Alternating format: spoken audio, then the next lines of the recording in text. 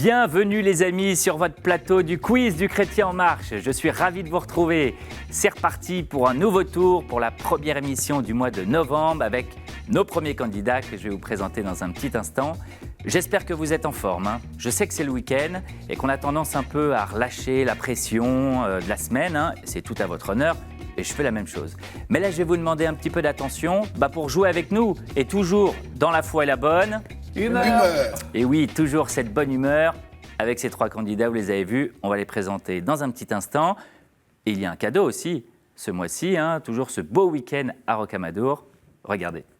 Le Relais du Pèlerin vous offre 2 nuits pour 2 personnes au sanctuaire marial de Rocamadour. Un dîner et une visite privée guidée par le recteur sont au programme de votre séjour. Allez, c'est parti pour cette première manche. Vous voyez de laquelle je veux parler ? Vous savez, c'est la première manche de la première émission avec nos premiers candidats qui tombe le premier week-end de ce mois de décembre. Ça y est, vous l'avez ? Allez, c'est parti pour les premiers pas.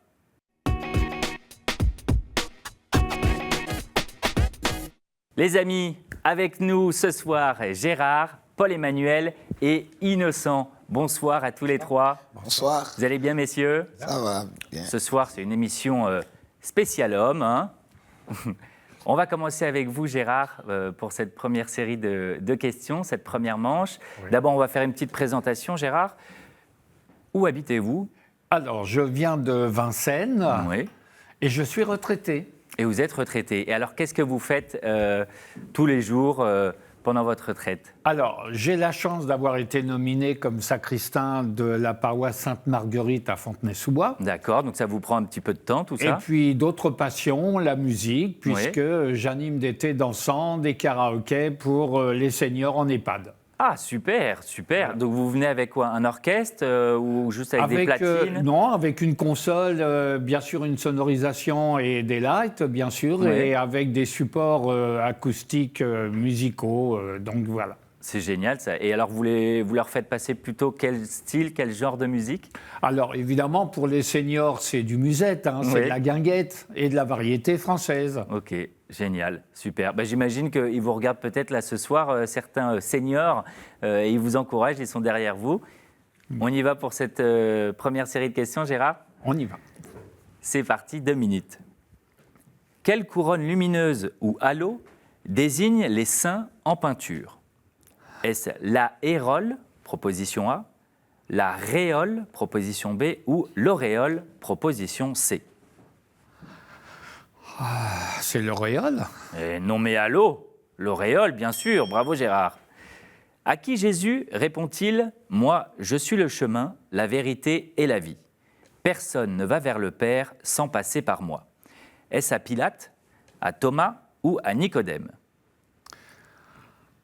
À Thomas ? À Thomas, et c'est la vérité, c'est la bonne réponse Gérard. Quel évangile est plus particulièrement en valeur en année A ? Est-ce Saint Marc, Saint Matthieu ou Saint Luc ? On va dire Saint Marc ? Et on cherchait la proposition B, c'était Saint Matthieu, Gérard. D'accord. Question 4. Lorsque plusieurs évêques participent à une célébration eucharistique, qui porte la crosse ? Est-ce tous les évêques ? Celui qui préside ou personne ? Celui qui préside ? Celui qui préside, absolument Gérard, ça vous fait 3 points. En 2015, quel anniversaire de la création de l'ordre fêtaient les dominicains ? Est-ce au 1er millénaire, 8e centenaire ou le 5e centenaire ? On va dire le centenaire ? Le combienième ? Vous avez 8e ou 5e ? La réponse B ? La réponse B, 8e centenaire, c'est une bonne réponse, oui. L'ordre a été fondé au XIIIe siècle. Selon le psaume 86, qui appelle-t-on « ma mère, car en elle tout homme est né » ? Est-ce la Vierge Marie, Ève ou Sion ?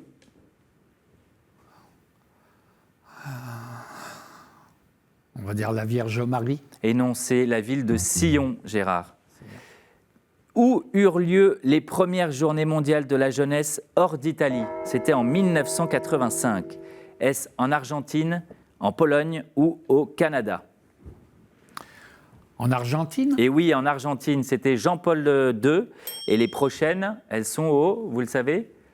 Au Portugal, absolument, Paul-Emmanuel. Gérard, ça vous fait 5 points, bravo. Bravo à vous.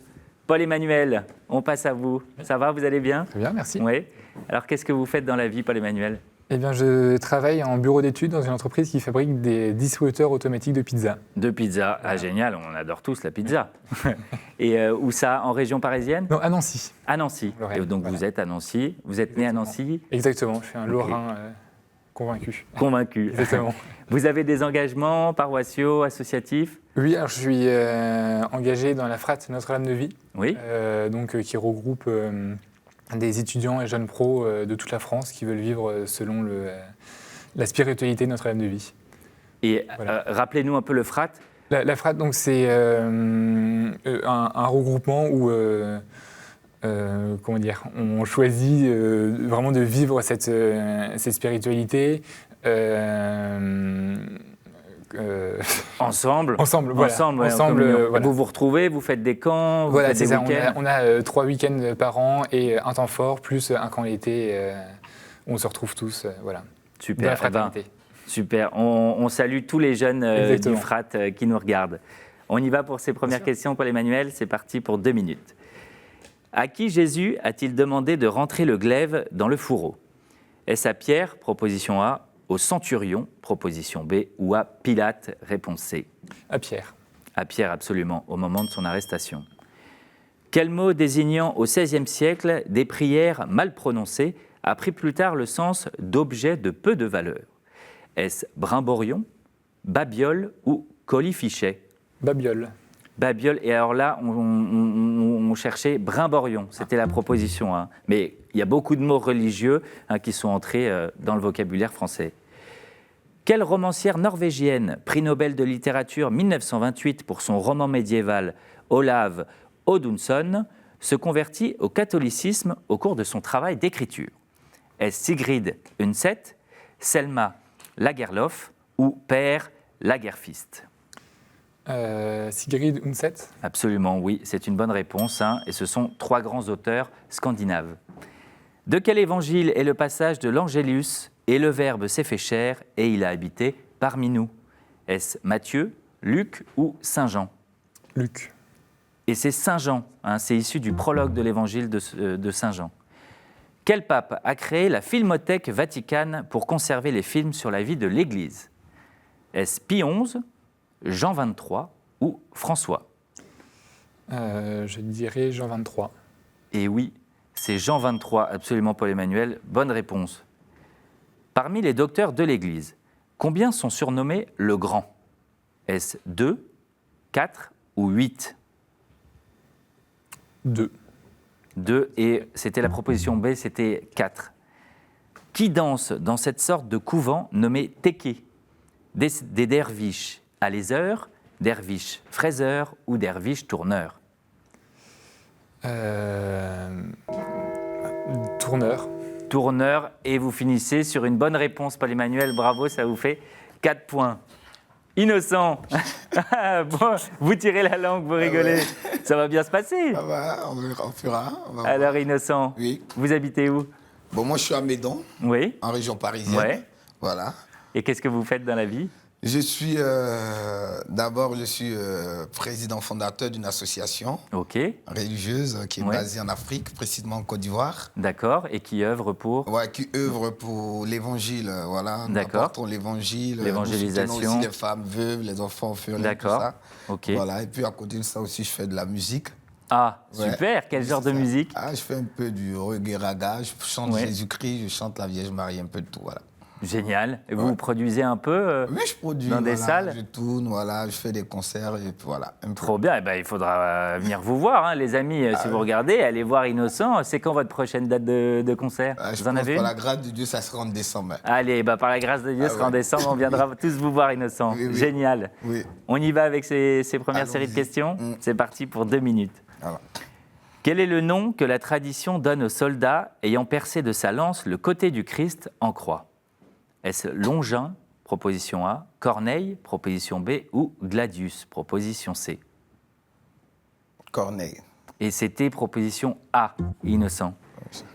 Quel livre ne commence pas par les mots « au commencement » Est-ce le livre de la Genèse, de l'Exode ou l'Évangile de Jean? Innocent. Genèse, Exode ou l'Évangile de Jean? Évangile de Jean. Et c'était l'Exode, on cherchait. Allez, nous, on commence pas, on continue. À certains défenseurs de l'Église, le pape remettait une ceinture, un bonnet cramoisi et une épée nommée estoc pontifical, durandal ou mort subite. La réponse B. Réponse B, durandal, et non, c'était la proposition A, estoc pontifical.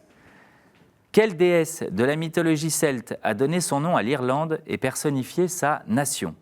Est-ce Mulan, réponse A, Erin, réponse B, ou Pocahontas, réponse C? Réponse A. Réponse A, Mulan, et non, c'était Erin, Innocent. Et oui, Mulan, c'est Disney. Erin, la verte Erin, qui veut dire Irlande.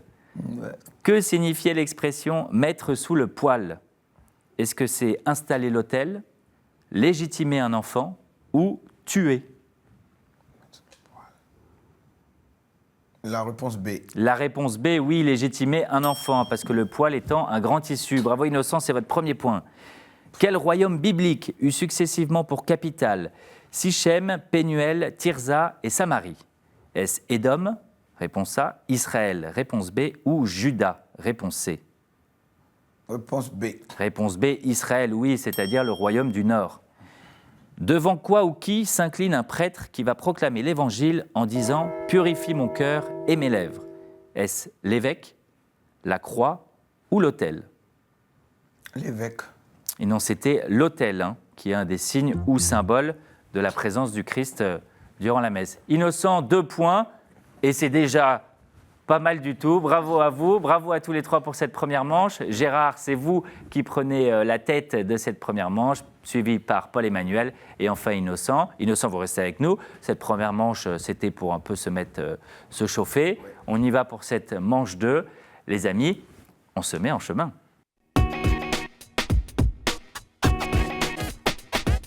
Les amis, on y va pour cette deuxième manche, toujours avec Gérard, Paul-Emmanuel et Innocent, et avec ces 6 thèmes que vous connaissez si bien.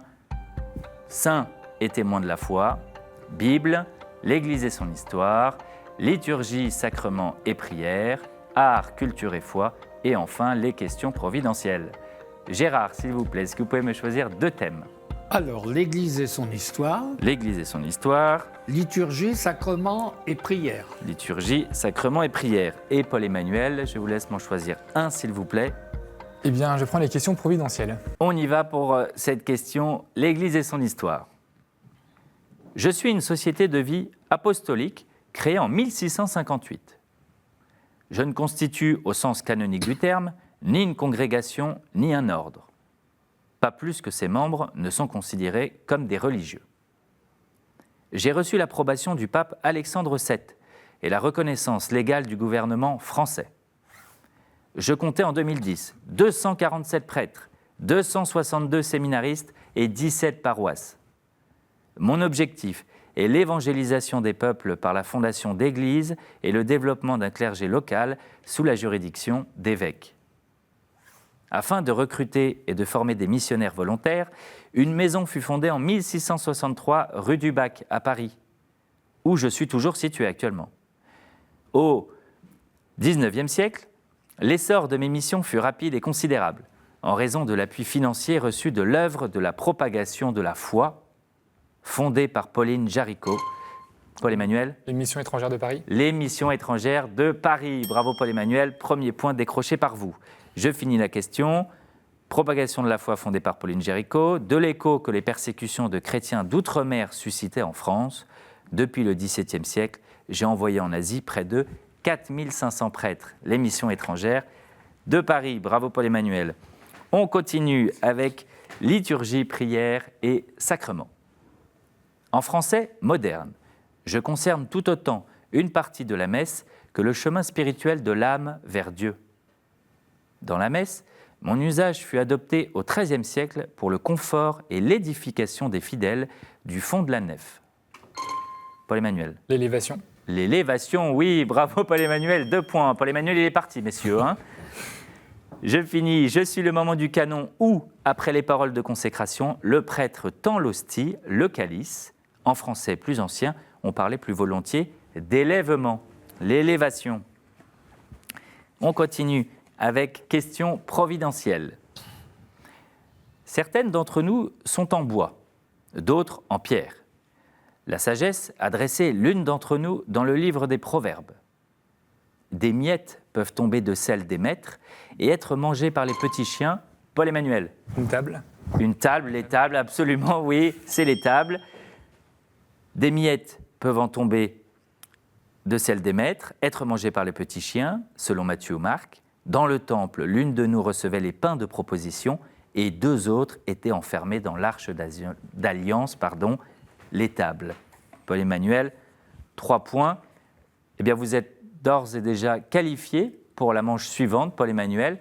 Du coup, Gérard Innocent, le prochain qui répond bon à une des questions, part avec Paul-Emmanuel pour la prochaine manche.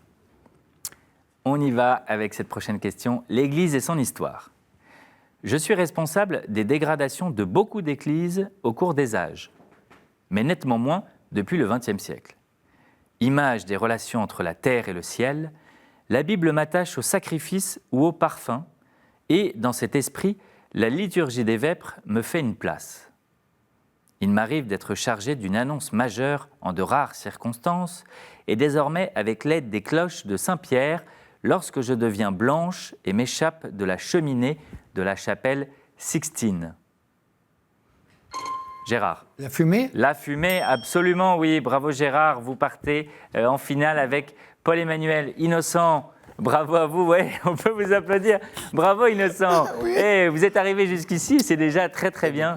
Ouais. Vous avez passé un bon moment? Bon, un très bon moment, ça va, oui. Est-ce que vous voulez saluer peut-être des amis, de la famille, les gens en Afrique de l'association? Oui, ça va, je salue les gens de mon association, la Mission chrétienne de solidarité. Ici en France, je salue aussi toutes mes connaissances, voilà. Que Dieu bénisse. Et puis merci encore pour l'émission. Génial, que Dieu vous bénisse aussi. Amen. Merci aussi d'être venu. Okay. Innocent, vous restez avec nous, avec nous. Vous partez pas les mains vides, vous avez aussi un cadeau. Regardez. Sage Distribution a le plaisir de vous offrir les DVD des films Infidèles et Le voyage extraordinaire de Séraphima. Voilà, très beau cadeau pour vous, Innocent. Merci encore d'être venu. Merci. D'ailleurs, chers amis, comme Innocent, comme Gérard et Paul-Emmanuel, si vous voulez venir jouer sur le plateau, je vous le rappelle, c'est possible, venez. Alors, ce ne sera pas pour cette année, parce que l'année s'achève, mais ce sera pour l'année prochaine et je vous accueillerai avec grand plaisir. Pour cela, il faut quand même répondre à une petite question. Voici la question. Quel pape succéda à Jean-Paul II?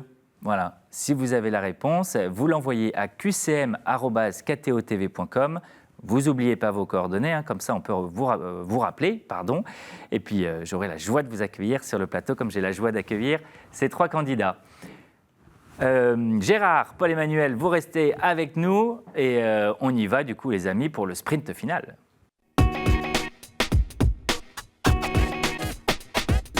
Les amis, j'espère que vous êtes toujours là avec nous. Moi, je suis toujours avec Gérard, Paul-Emmanuel pour cette dernière manche, le sprint final de cette, du coup, première émission du mois de décembre. Voici les thèmes pour cette manche. Voilà, chers amis. Paul-Emmanuel, je vais vous demander un chiffre entre 1 et 10. 7. 7. 1, 2, 3, 4, 5, 6 et 7. Et ce sera du coup les rencontres de Jésus, les amis. Voilà ce thème pour cette première manche du sprint final du mois de décembre. Super thème, les rencontres de Jésus qui sont juste là. Hop là, voilà. Les amis, vous êtes prêts pour cette dernière manche? On y va, je vous invite à mettre les mains sur le buzzer, Gérard. Voilà, comme ça ce sera plus simple pour buzzer. Vous avez juste à faire une petite pression. On y va pour ces 7 questions de cette manche, les rencontres de Jésus. De quoi souffrait Bartimée que Jésus guérit? Il est aveugle? Paul-Emmanuel? Non. Oui, pardon, excusez-moi, absolument. Oui, c'est une bonne réponse, Paul-Emmanuel. De cécité. Premier point pour Paul-Emmanuel. Deuxième question. Dans Quo Vadis, quel apôtre fuyant Rome rencontre Jésus? Dans Quo Vadis. Gérard. Judas? Non, ce n'est pas Judas que nous cherchons. Mais c'est un de ses disciples. Vous avez plusieurs réponses, les amis. Donc vous pouvez... Saint-Pierre. Saint-Pierre, absolument, oui, c'est Saint-Pierre. Troisième question. Quel collecteur d'impôts de Jéricho monta sur un sycomore pour voir Jésus? Zachée. Zachée, oui, absolument, dans Luc 19, versets 1 à 10. Quatrième question. Qui Jésus rencontre-t-il au désert après son baptême? Gérard. Jean-Baptiste? Non. Non, Ce n'est pas Jean-Baptiste. C'est Jean-Baptiste qui le baptise, oui, mais ce n'est pas lui qui rencontre dans le désert après son baptême, Paul-Emmanuel. Le diable. Et oui, le diable, bien sûr. 4 points. Eh bien oui, 4 points, ça y est, Paul-Emmanuel. Eh bien vous avez gagné. Vous avez gagné cette première émission du mois de décembre. Bravo à vous. Je finis les questions, si vous voulez bien. Oui. Il y avait aussi, que demanda d'abord Jésus à la Samaritaine? De l'eau. De l'eau, absolument, de lui donner à boire. Quel était l'âge de la fille de Jaïr quand Jésus la ressuscita? L'âge de Jaïr, vous l'avez? 12 ans. 12. De la fille de Non, la fille de ans, Jaïr. 12 ans. Oui. 12 ans. Et à qui Jésus apparut-il comme un jardinier? Marie-Madeleine. À Marie-Madeleine, absolument. Bon, Paul-Emmanuel avait toutes les réponses. Gérard, là, c'était un adversaire redoutable. Bravo à vous, Paul-Emmanuel. Bravo aussi à vous, Gérard, d'être arrivé jusqu'ici. Gérard, vous ne repartez pas les mamides, vous avez un petit cadeau. Regardez. Monsieur, la maison Laudate a le plaisir de vous offrir cette croix en argent massif, symbole du lien entre Dieu et les hommes. Encore merci, chers amis, de nous avoir suivis ce soir pour cette émission. Je vous rappelle bien sûr que vous pouvez regarder cette émission et toutes les autres en replay sur le site de KTO, www.ktotv.com. Il me reste à vous souhaiter une très bonne soirée, un bon week-end, un bon dimanche aussi, et à la semaine prochaine pour une prochaine émission. Salut!